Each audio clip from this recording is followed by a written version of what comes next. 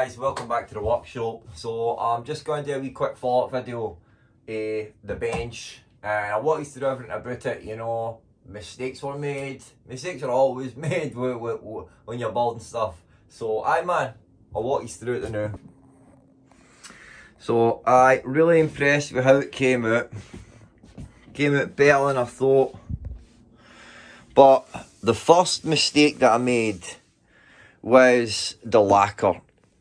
When I bought it, I bought the wrong stuff, and I bought an oil-based varnish, lacquer varnish, and I didn't realise that I had to wait 7 days. So I came out on like the third day, and I thought, that feels dry, you know, and I started working on it, put things down in it, and mega scuffed it and messed it up.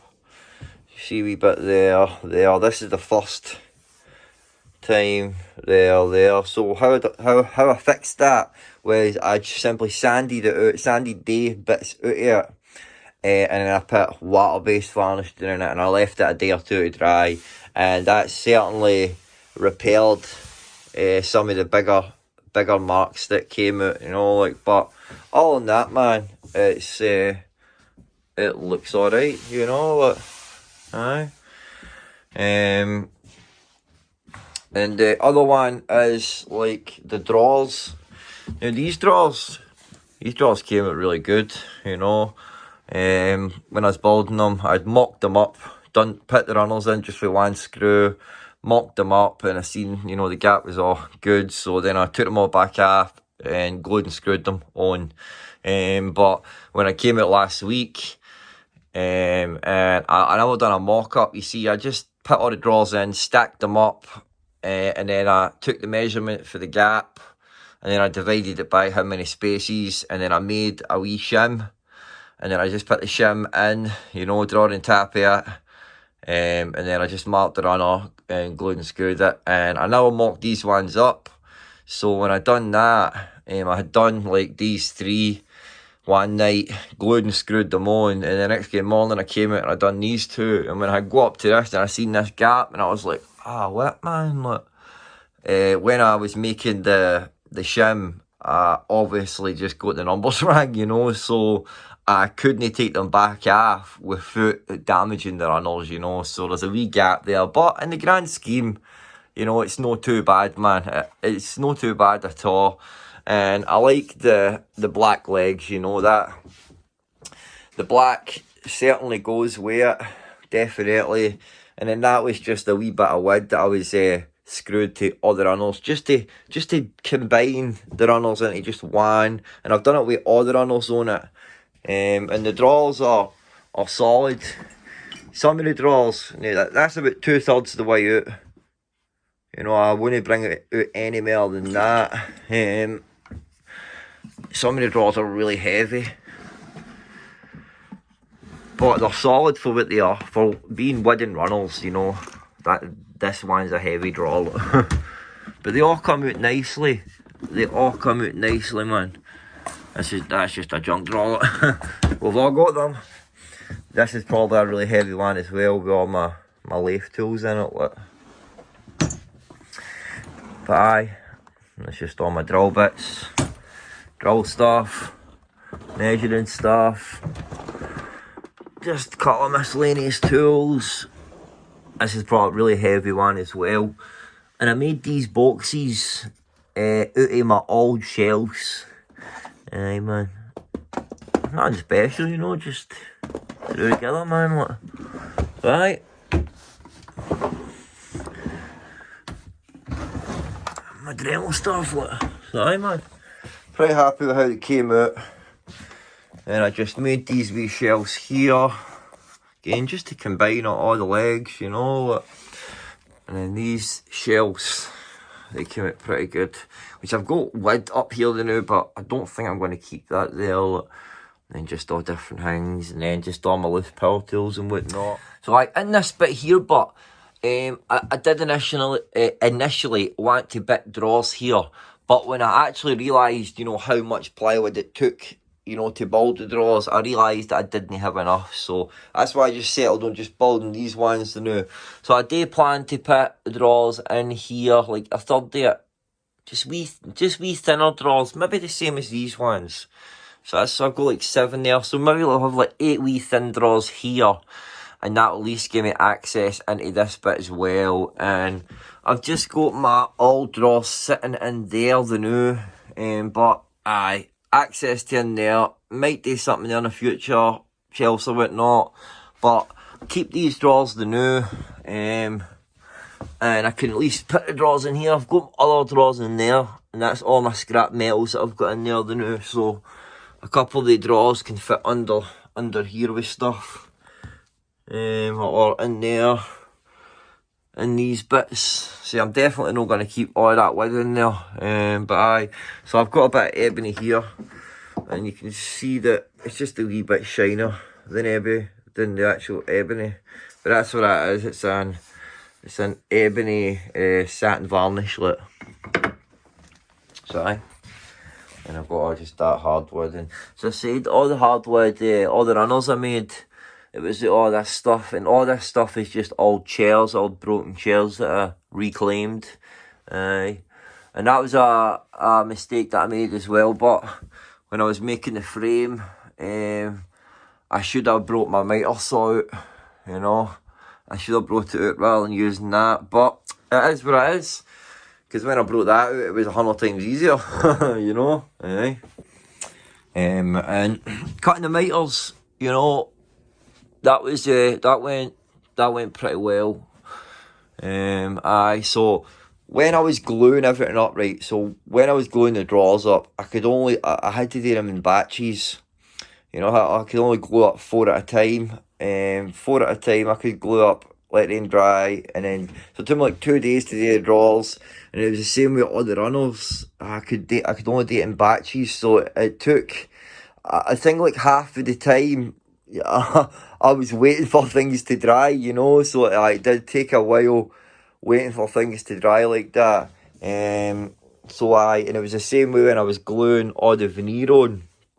Now I'm having a problem with my video app now, because I do all my editing on the phone, and there was a few things that I recorded using time lapse, and for some reason it just would not let me put the time lapse in. So in the video in part 3, you'll notice that you'll just see a split second of me doing certain things like putting the trim on. I obviously recorded this, and then I recorded the rest in time lapse, and it just did not let me put them up, you know what I mean? But so I had glued these bits on, and then that bit there, and I had to let them dry for the day, and then I could do the rest. But when I was doing this bit here, and I cut the miters, and I cut this miter rang here, and I had to just chop it off and glue another bit on and cut the right miter, so you see a wee bit of like different grain there like that, look. And it's the same with this one here. I never had enough, or I cut a bit too short or something. I can't remember what it was, like, and I had to cut all different wood up again. So I tried to use wood that was like the same, so it flowed, and I think I've done a good job, you know. But you've got this wood here. It's a lighter wood, and it's got a lot of spalting in it, you know. And but you can't really notice it. You see the different wood there. But other than that, and then this bit here as well. When obviously this bit here, when it was on, you know, the miter, so, and I was cutting it, it wasn't sitting 90, and I cut it at an angle. So when I joined it up, there was a gap here, and all I done was just cut a wee thin bit of wood, slipped it in, and I just sanded it flush, so saved myself there. But the plugs, they all turned out pretty good, you know. See, the bits of wood already had plugs in them, but they were crap, you know. I never thought about it when I was doing it. So I just waited until I actually done all this, and then I used the off-cut of these bits, and definitely worked out alright, you know. Just threw my wee original tool holder there. I cut the lathe tools on, and made this, which is just basically the exact same one as that, but a longer one. That looks pretty cool there, look. And then my plane holders, I chopped them in half so I could just bunch them together a bit better. And I've still got this here, and I'm going to use that, I think, to make holders for the plough plane and the router plane and all the saw planes. And I'm going to put them up there like that. So, aye man. But no, it definitely looks really good, and I'm definitely proud of what I've achieved, man. It really looks cool, man. Look. Aye. So hi guys, that's about it, you know. All in that, man, everything went smoothly, apart from the fact that I did underestimate how long that it would take me to actually cut all the veneer, you know. That took me far longer than what I thought it would, because again, after I'd cut it all up and planed it, you know, to joint them, I had to join them up in batches, and that took ages to do that. But no, it definitely looks the part, and I'm happy with it.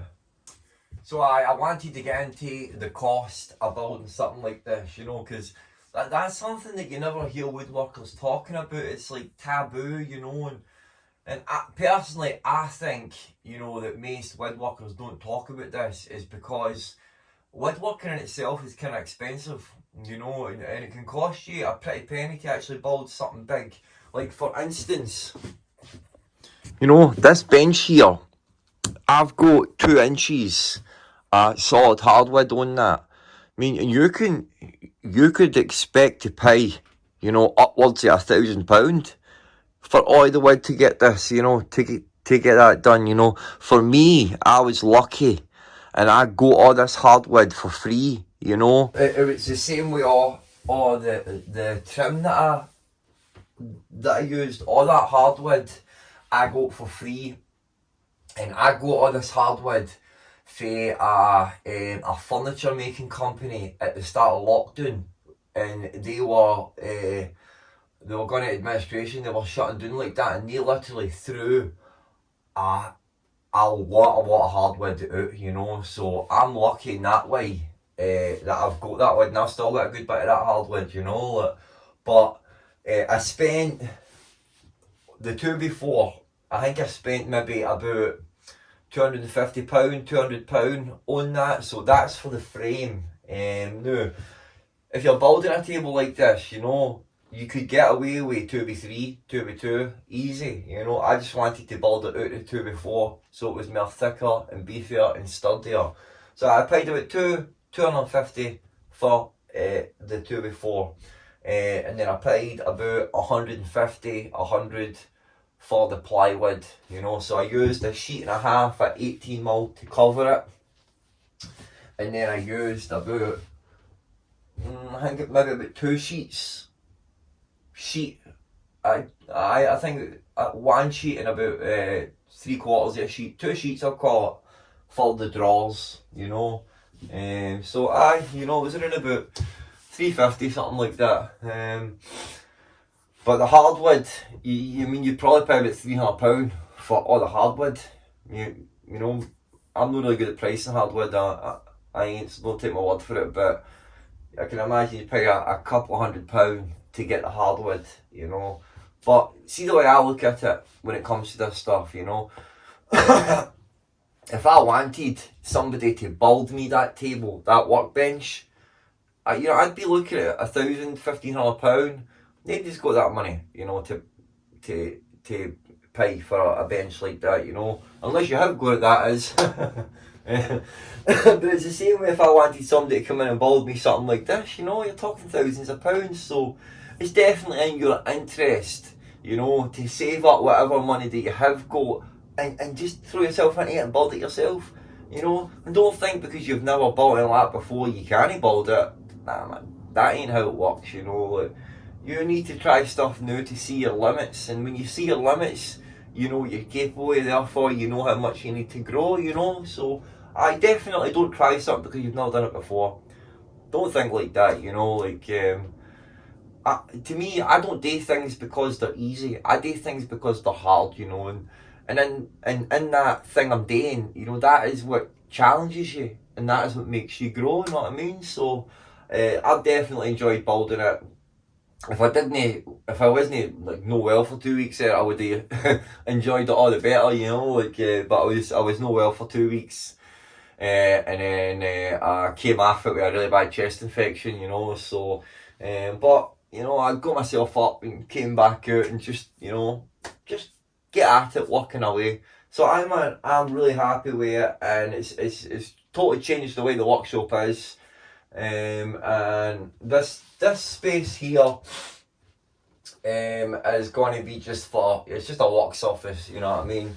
And this bit here is I really want to get a milling machine in the future. Now, I don't know when I'm going to get it because they're expensive, you know, but as I say, just saving what money I have got spare, and hopefully in the future I'll be able to get one, you know, and that is where I'm going to put it. You know, now, I do also plan to make other drawers as well. I want to make maybe a third of this, just some wee drawers here, some wee thinner drawers, so that I've got access to in here as well. So I'll do that in the future, when I've got the money to do it, you know. But aye, so I'm happy with it, and I hope you enjoyed that wee series there, and maybe inspired to build something yourself, you know. So aye man, I'll see you later guys in the next project, right? Take it easy, God bless, and build some guys. Build some. See you later.